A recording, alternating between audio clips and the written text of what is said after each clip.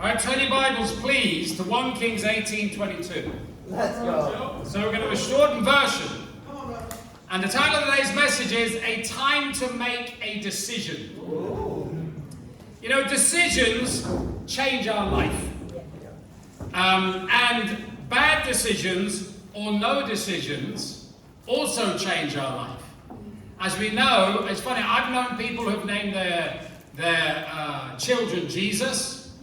Jesus, particularly in South America. I didn't realize that. Your name's Jesus, that's pretty cool. I didn't realize there were millions of them.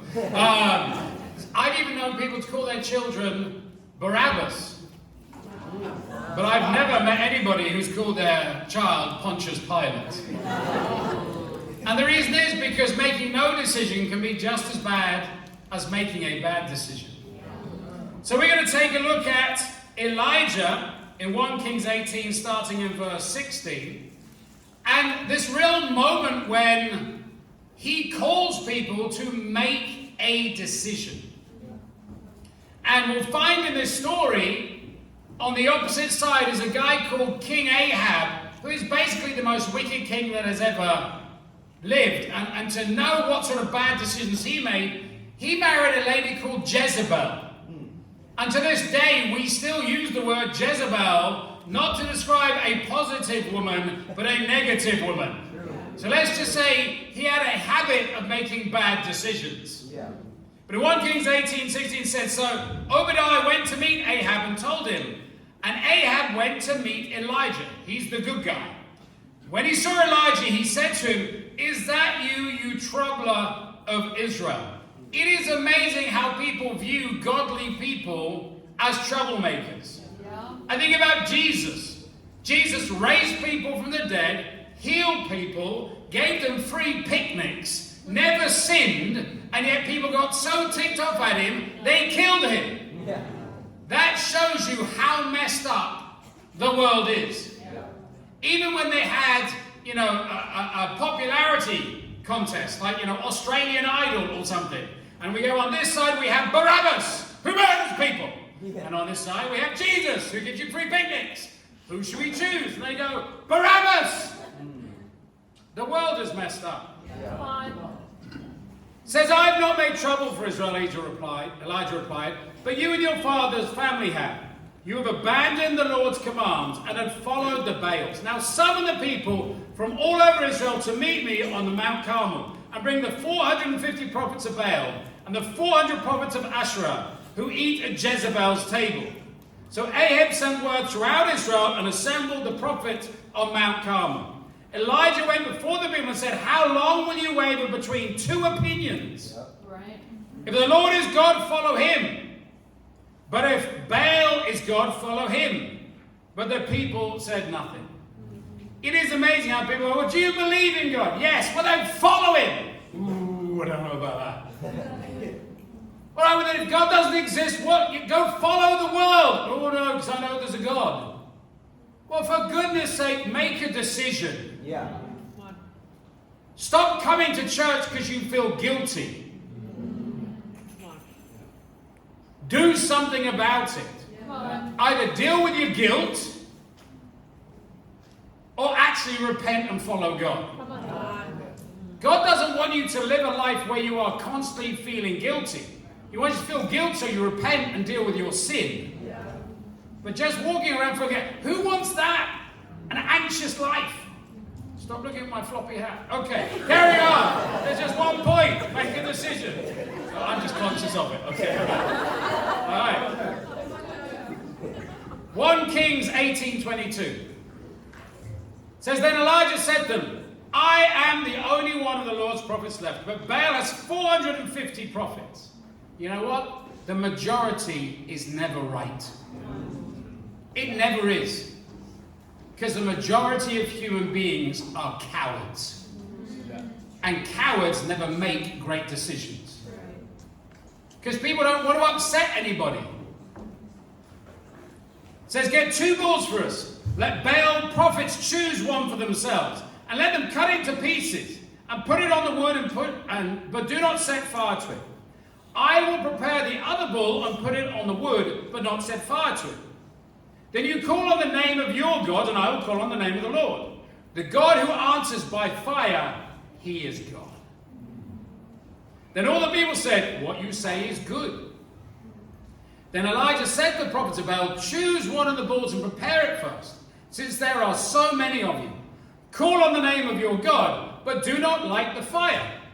So they took the bull given them and prepared it. Then they called on the name of Baal from morning till noon. Baal answered, they shouted. Baal answer us, they shouted, but there was no response. No one answered, and they danced around the altar they had made. Doesn't that describe the world? Set up and you dance around your bad decisions. And yet these guys are calling on a God that doesn't exist. And it's funny, we, who most really don't really know what Baal is all about. Baal was a fertility god or gods. In other words, it was sexually orientated. So what do people worship today? It's everything to do with sex.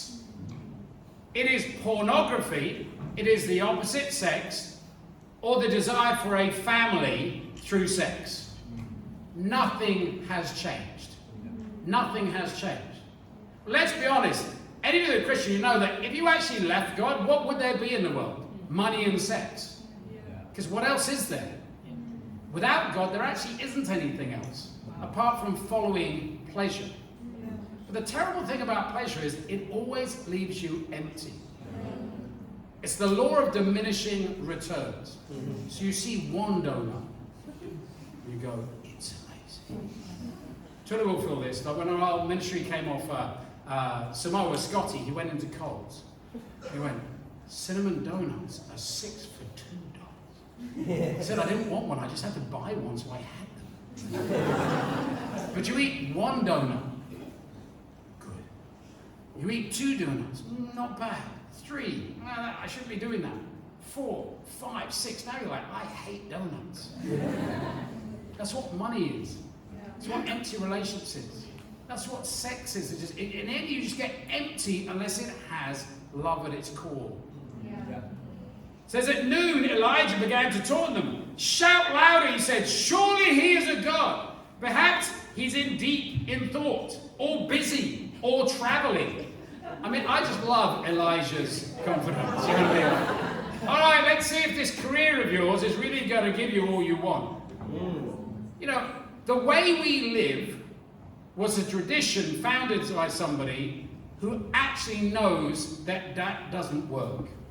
Think about every tradition in marriage.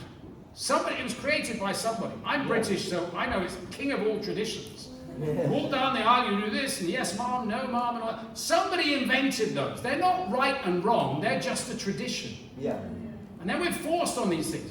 Who said that we should buy a house? When God created the earth, nobody had a house. When people first came to Australia, the Aboriginals didn't have houses. They didn't need them.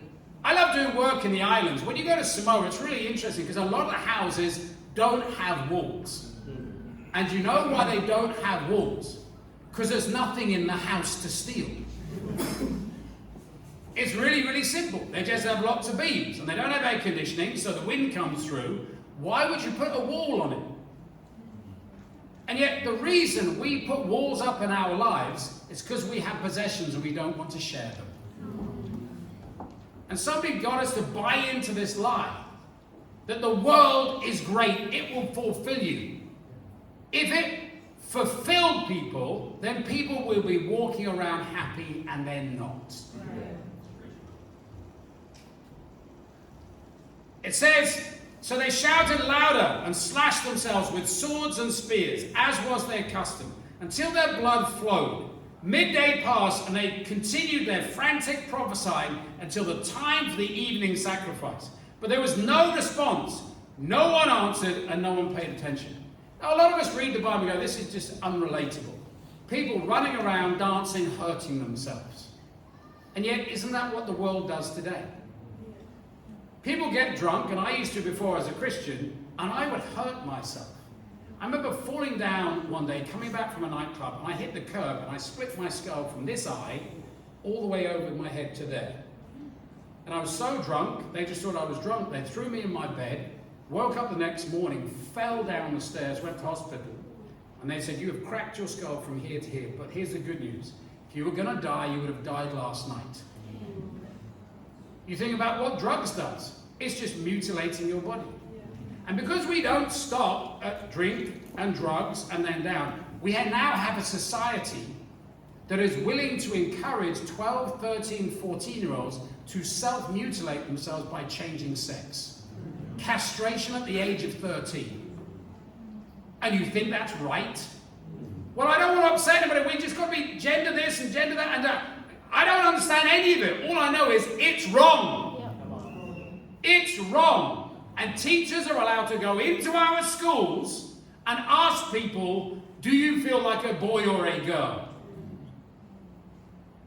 One of my friends preached, I've got a 4-year-old. If you go, Daddy, what am I? I'm a teddy bear. She go, all right, I'm a teddy bear. People are seriously influenced. They say a man's brain is not fully formed until he is 28. Explains an enormous amount, sisters. Amen. Apparently yours matures quicker than ours. I'm not going to say when. Says, then Elijah said to all the people, come here to me.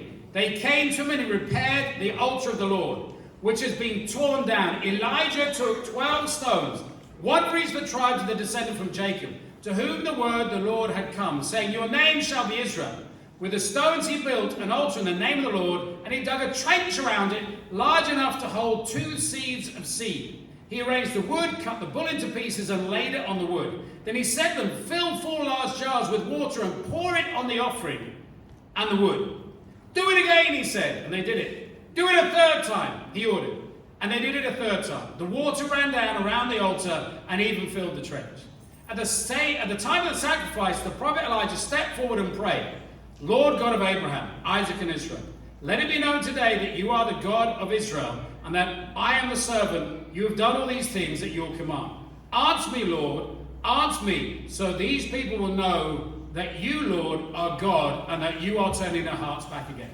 Then the fire of the Lord fell and burned up the sacrifice, the wood, the stones, the soil, and also licked up the water in the trench. When all the people saw this, they fell prostrate and cried to the Lord, he is God. The Lord, he is God. It says, then Elijah commanded them, seize the prophets of Baal. Don't let anybody get away. They seized them, and Elijah brought them down to Kishron Valley and slaughtered them there. You know what is really scary about this verse is that the prophets of Baal were killed by the very people that were following them.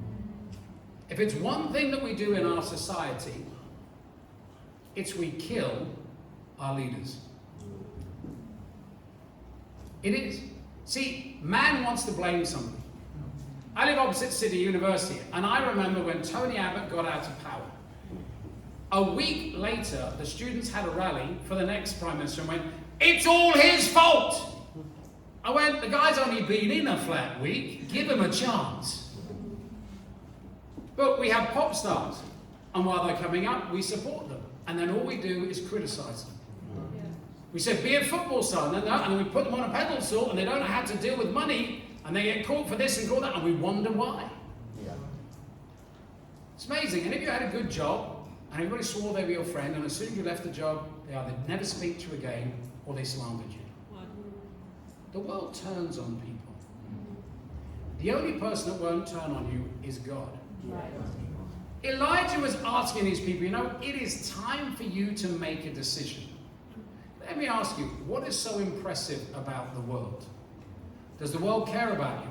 No, it doesn't. I read this quote, it says at 20, all you do is think about whether people like you or not. At 40, you don't care what people think. At 60, you realize nobody was caring about you in the first place. That's true. And all the older people are really laughing right now. So why devote yourself or encourage your children to devote yourself to somebody or something that won't love them? We all want, I've got 2 children, 25 years. We want them to be married, we want them to be happy. But without God, what chance is there today? who is that person going to follow? Many of you here as a family, and I appreciate it. And you know that we get a bit of persecution. Why do we get persecution? Think about it. What are we actually trying to do? We're trying to do good. We're taking people who don't have the money to have education. So I'll tell you Tulla's story. So Tulla came here to study a degree. His parents got in financial difficulty in South Africa, so he couldn't pay his school fees.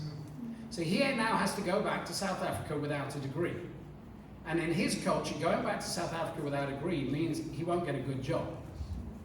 And not only that, they didn't have the money to actually pull him out of the country on Monday, and it's illegal to stay in the country overstaying your visa, and that actually will throw you in jail. And who came through? God through the Christians. He'll go to Samoa, he'll work for Mercy serving people, he'll be able to study ICCM on a grant for 2 years, and then he'll be able to go back to South Africa with a degree, build a life, provide for his wife. And people criticize us. What for? What are we trying to do that's so wrong? We have different convictions on the Bible than other people. No, we just have conviction. We believe baptism is for the forgiveness of sins. So does the Church of England. So does the Catholic Church. So does the Protestant Church. So does the Church of Scotland. They just don't teach it anymore. It's not like we believe what's wrong. People just don't believe anything anymore. It's as simple as that. So I want you to make a decision today. If you're here as a parent, I appreciate it. I want to be sensitive. It's 3 o'clock, so go for your lunch for your mum. Okay, I want you to understand, we are trying to help your children. We give pre-marriage counselling, post-marriage counselling, parenting advice. Get behind us, not against us. And if you're here as a non-Christian, what are you waiting for? Molly's going to get up here, and she just about to get baptized. Amen?